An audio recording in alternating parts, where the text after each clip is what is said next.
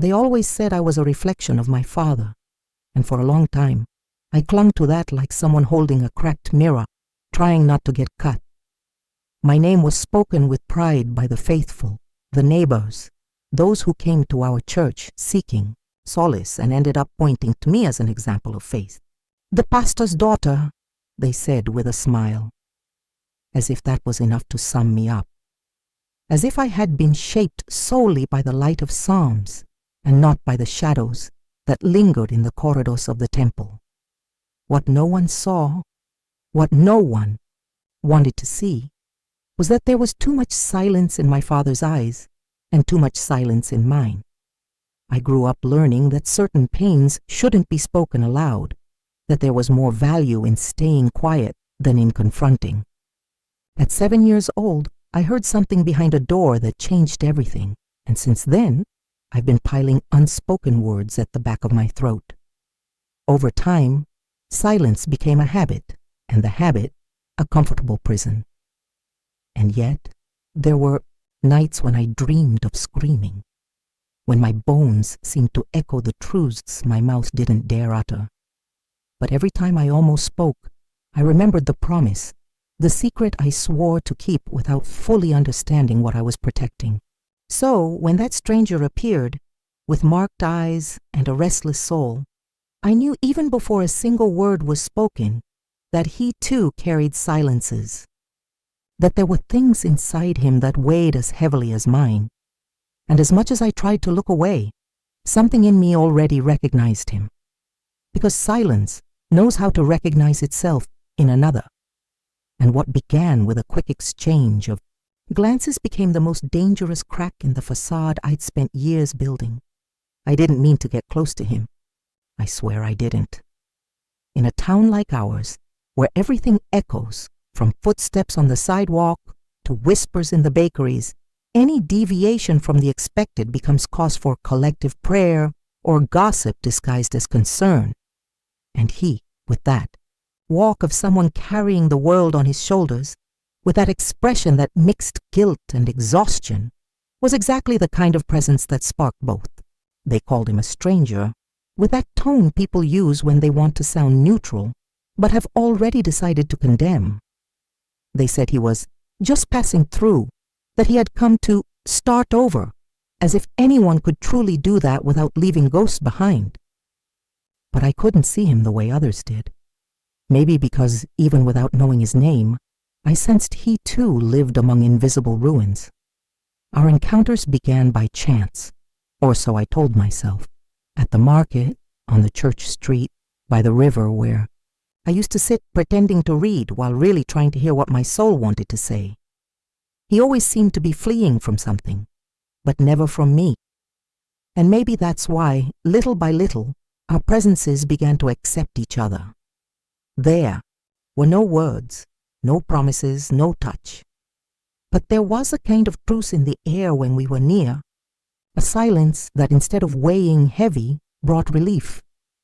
And it was in that interval between what was and what could be that something began to form.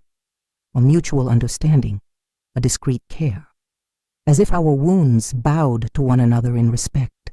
As if our pasts had made the same pact even before our paths crossed. I don't know exactly what made me follow him that night. Maybe it was the way he left the church before the service ended, his gaze darker than the cloud-heavy sky. Or maybe it was that old instinct, alive in me since childhood, to sense when someone is about to break. The fact is, I went. In silence, as I do everything when I can't explain. He was walking fast, as if escaping something only he could see, and stopped where the town ends and the wilderness begins, a place where no one listens, where even prayers seem out of reach. I shouldn't have been there, and he didn't expect me to be. When he saw me, the surprise passed quickly, as if part of him already knew. And then we stood face to face, two silent worlds on the edge of collapse. There was no rehearsal, no script. Just a whispered question. Do you know what it's like too? And a knot unraveled inside me.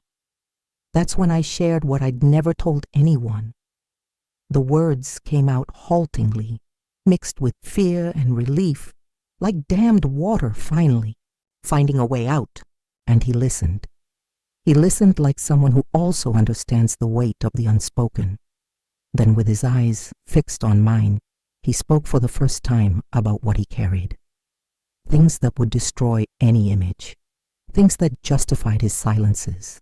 And in that moment, without solemn oaths or childish promises, we made a pact. A pact that didn't demand public confession, but mutual protection. What was said there would stay there. Not out of cowardice, but because sometimes what's shared in the dark is more sacred than anything shouted in the light of the altar. And that's how I knew that from that night on, my life would never be the same. Because the silence that once isolated me now also bound me to someone. I woke up the next day with a strange lightness, as if something inside me had been washed, clean overnight, but with it came fear. A quiet fear, different from panic, more like a constant whisper at the back of my soul, warning that something had changed and couldn't be undone. I knew I'd crossed an invisible line, and that the world around me, so neatly organized by customs, rules, and appearances, wouldn't understand what that exchange of secrets truly meant.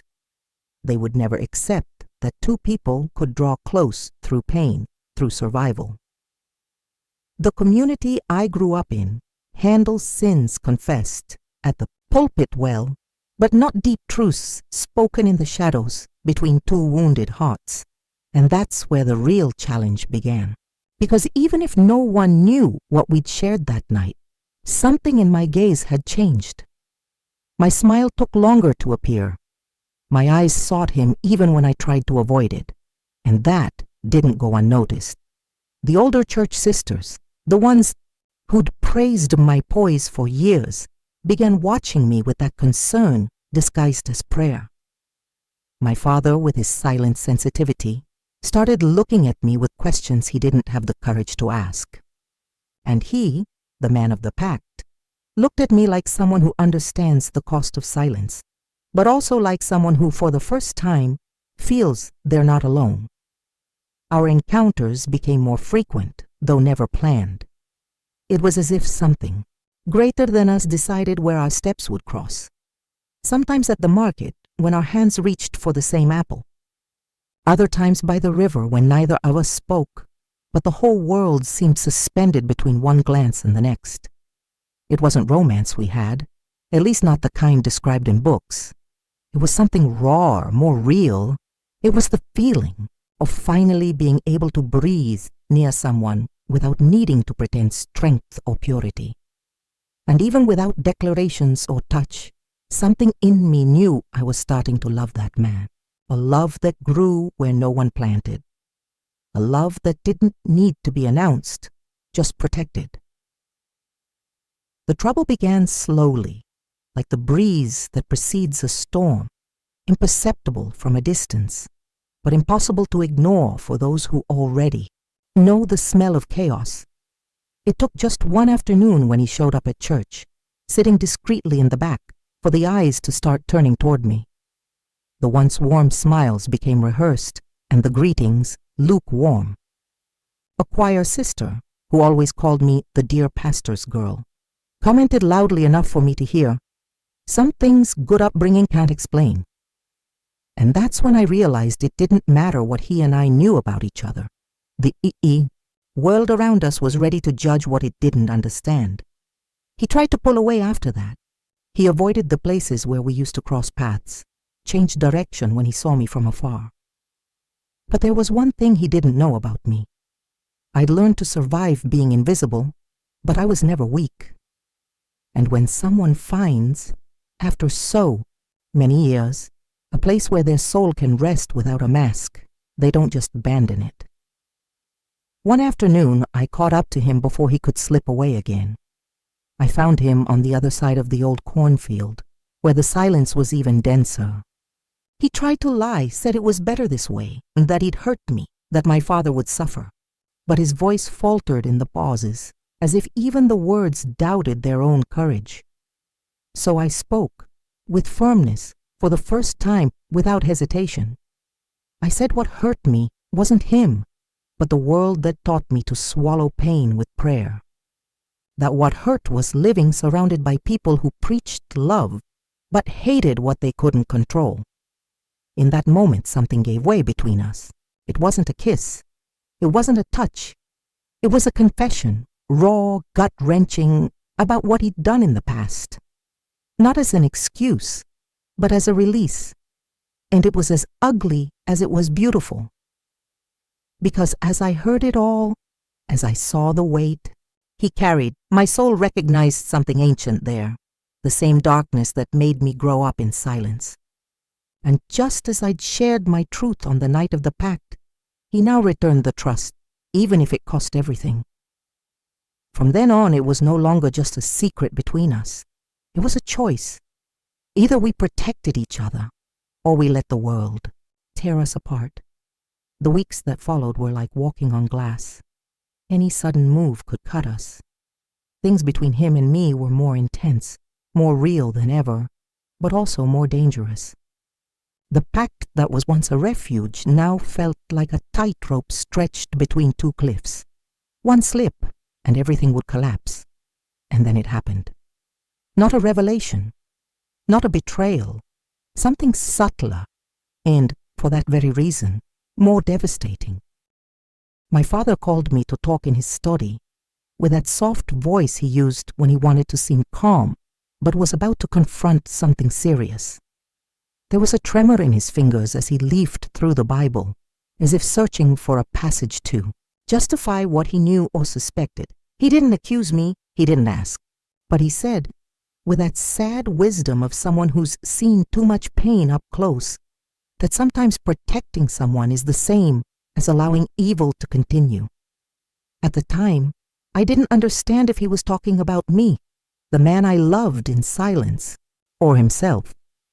But his words planted something in me, doubt.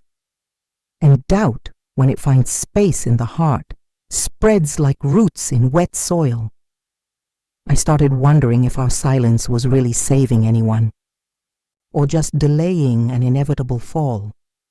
I didn't fear the truth. I feared what it would do to him.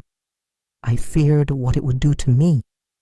But more than that, I feared I wasn't strong enough to bear it. He noticed. His eyes began to avoid mine as if he knew I was pulling away, even while still being near. We tried to protect each other, but there was no protection left. We were naked before each other, and before the truth we tried to bury. The past demands payment, and it always collects, with interest. It was on a Friday night that I made the decision, not out of impulse, but out of exhaustion. The silence was becoming a prison, no longer a shelter. I didn't want to destroy him nor expose him, but I needed to free myself and free him. I went to him with trembling hands, my heart pounding, as if announcing the end, and in that moment, before I could say a word, he looked at me with a sadness so sweet, so resigned, that it hurt more than any scream. And he said only, "I know." He always knew, because the love that grew between our silences was strong enough to bind us, but also true enough not to hold us hostage. The next morning, I didn't go to church. For the first time in years, I left the front row pew empty, the hymn silent in my throat, and the congregation's gazes unanswered. I sat on the back porch of the house, where the town couldn't reach, listening to the wind tell truths no one had the courage to say. And it was there, in the midst of that different silence, a chosen silence, not imposed, that I understood that breaking the pact wasn't betrayal. It was courage. It was love in its rawest form. Because I didn't want to save him at the cost of myself, and he never asked me to. On the contrary, he always knew this moment would come. He always knew I'd need to be whole, even if it broke us along the way. What came next was everything I feared, and yet everything I needed to face. The words left my mouth for the first time with firmness. I said what I knew. I said what I'd lived. I spared no names, no dates, no pains. And when I finished, there was no relief. There was silence, a heavy, uncomfortable silence. But for the first time, it wasn't mine. It was theirs. Those who always demanded I be the image of perfection, but never asked who I really was. My father, who didn't cry, but squeezed his eyes shut as if trying to erase a memory too old to name. And him, who wasn't there, but whom I felt present in every beat of my heart. I didn't see him for weeks. The town closed in, as it does, with anything that challenges its order. People whispered. The church pews began to empty when I entered. I didn't care. For the first time, I didn't need their approval to know I was right. I had chosen the truth. And though lonely, it was clean, it was mine, until one day, at the end of an empty service, I left through the side door, and he was there, waiting.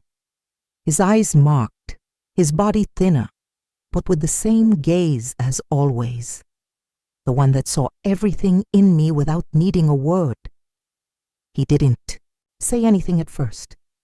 He just stood there, hands in his pockets, the wind messing up his hair, as if to show that time had passed, and that it had taken him with it.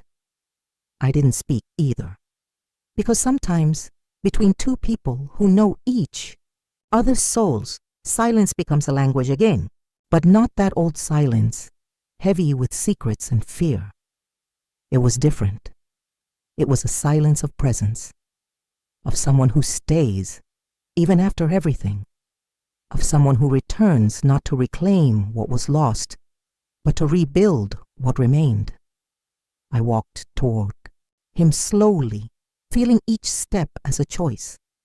When I stopped in front of him, I realized something had changed. In me, in him, in us. He told me he'd thought about leaving, that he'd packed his bags 3 times and unpacked them 3 times, that he thought by leaving he'd protect me, but that the truth, that truth we shared that night, no longer allowed escape.